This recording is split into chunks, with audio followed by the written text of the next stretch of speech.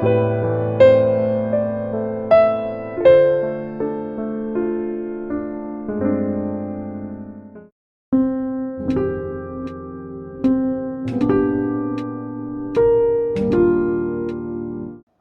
કાંઈ કુવાય નહીં, કાંઈ બેહાય નહીં, તો પડખું ફરાય નહીં, કાંઈ થાય રોવાઈ જાય નહીં, એટલી તકલીફ હતી.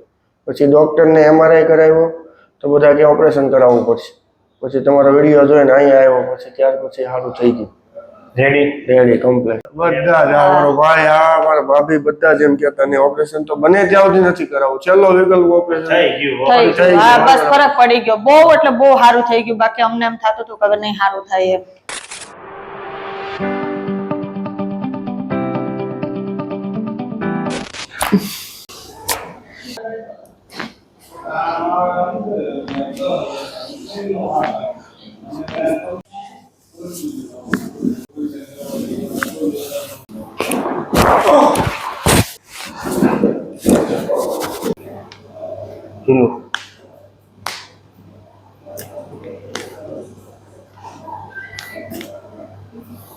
ઢીલું છે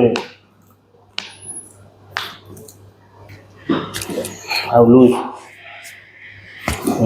બસ.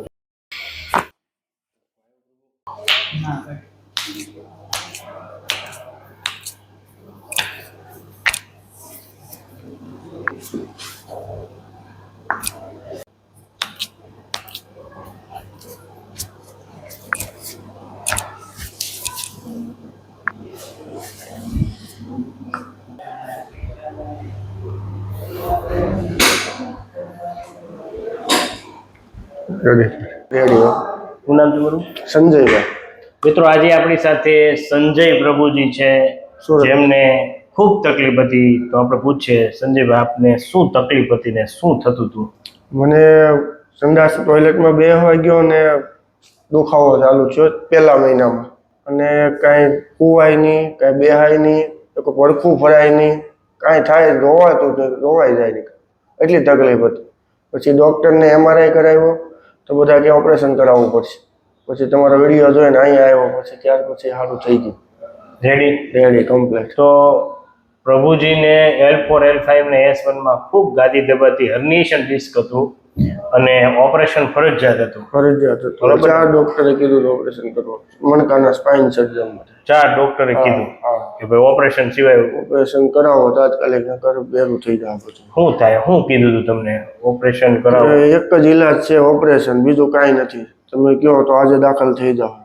ઓપરેશન નહીં કરાવો તો શું થશે એવું કીધું હતું? તો આ ભાગ પછી બેરો થઈ જાય, ખરાબ થઈ જાય. અમારી કોઈ જવાબદારી નહીં. MRI કરાવ્યો ને એટલે આમ કીધું. તો હવે તમને સાવ રેડી સાવ ઓકે? ઘણું સારું, કાંઈ કોઈ જાતની દવા નહીં. સરસ. અત્યારે તો ધીમે ધીમે વજન ઉચકવા મળ્યો. તમે કીધું નથી તોય તેમ. ટ્રાય બહુ ન કરતા, ધીમે ધીમે ધ્યાન રાખજો. ધીમે ધીમે કરવાનું, બધું કરવાનું બરાબર નથી. વાંકો બહુ નથી બોલતો, પણ ક્યારેક ઉચકવાનું થાય તો ઉચકી લઉં છું. બધા પણ વધારે નહીં. થોડું ધ્યાન રાખવાનું. જેટલું ધ્યાન રાખશો એટલે ફરી વાર થાય નહીં આપણે. તો મિત્રો, આ પ્રભુજી આપણી પાસે અત્યારે 8 સિટિંગ લીધી. 8મી વાર આવ્યા.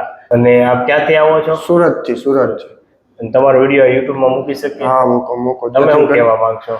કોઈ પણ ને આ તકલીફ હોય તો ભાવનગર દર્શન કામોથી સાહેબ પાસે આવો, ચોક્કસ 100% મટી જાય. 100%. દવા ઇન્જેક્શન ઓપરેશન વગર. તમે જે સર્જનની દવા ચાલુ હતી બંધ કરી દીધી. તમે જે પછી એકવાર વચ્ચે ફોન કર્યો ત્યારે તમે કીધું દુખાવા માટે દવા તમારા ડોક્ટર જે આપી લઈ લ્યો. પછી બીજી વાર પછી વારો આવ્યો ને 10 દિવસે પછી નથી લીધી. ત્રીજી વાર પછી નથી લીધી. બીજી વાર આવ્યા ને પછી બંધ કરી દીધી. પછી બંધ દવા ઇન્જેક્શન ઓપરેશન વગર. ઇમરજન્સી માં ઇન્જેક્શન મૂકી દીધું. એકવાર રાતે ઇમરજન્સી રોતો તો લઈ ગયા તો એને ઇન્જેક્શન માર્યું, પણ જીભમાં કાનમાં ધમધમ થવા મળ્યું, પણ દુખાવો મટ્યો નહીં. દુખાવો તો એમને જ રહ્યો. અને અહીંયા આવ્યા પછી આ અહીંયા ત્રીજી વાર પછી તો કમ્પ્લીટ રેડી જ થઈ ગયું. 8મી વારમાં તો હાવ રેડી. ખૂબ ખૂબ આભાર પ્રભુ તમારો તમારો નવી ખૂબ નવી ખૂબ રીતે આભાર. તમને સાજા રાખે. અને તમને તે ભગવાન આવો ને આવી રીતે નિમિત્ત બનાવે અને તમે ઘણા દર્દીને પૂરી પોગો એ અમારી. તો આપણી સાથે આ પ્રભુજીના વાઇફ છે, એને પણ બે શબ્દ કેવા છે, શું કહેશો તમે પ્રભુજીની તકલીફ બાબતે? એને તકલીફ બહુ વધારે હતી. અચાનક જ તે દુખાવો એટલો થઈ ગયો હતો ને તે આમ અમારા ઘરમાં અમે તો હું પણ આમ કોઈને આમ નથી મજા એવું થઈ ગયું હતું ને બહુ હેરાન થઈ ગયું હતું કે હવે સારું નહીં થાય એમ એટલું બધી પ્રોબ્લેમ થઈ ગઈ હતી. અને મને પણ તકલીફ હતી ને મેં તો ઘણા સમય પહેલા તમારી વિડીયો જોતી ત્યારે મને કીધું હતું કે મને એકવાર અહીંયા લઈ જાવ એમ. પણ આ મારું તો ઠીક પણ આની લીધે છે ને અહીંયા આમ બહુ સારું થઈ ગયું છે અત્યારે. બહુ એટલે બહુ સારું છે. ઘણો ફરક પડી ગયો છે. ઓપરેશન નું ત્યારે કેવા ટેન્શન મારી બહુ મને તો કેટલી વાર કહેતા મને એમ કે તું માની જા હું ઓપરેશન કરાવી નાખું તું માની જા. હું કહું નહીં એટલે નહીં.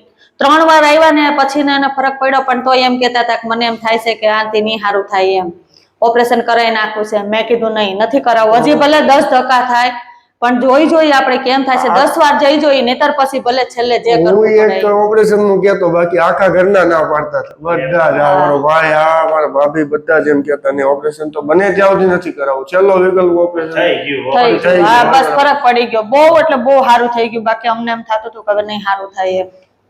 થઈ ગયું ભગવાન. હા, થઈ ગયું ભગવાનની દયાથી બધું નિમિત્ત થઈ ગયું. ખૂબ ખૂબ આભાર. ખૂબ ખૂબ આભાર તમારો.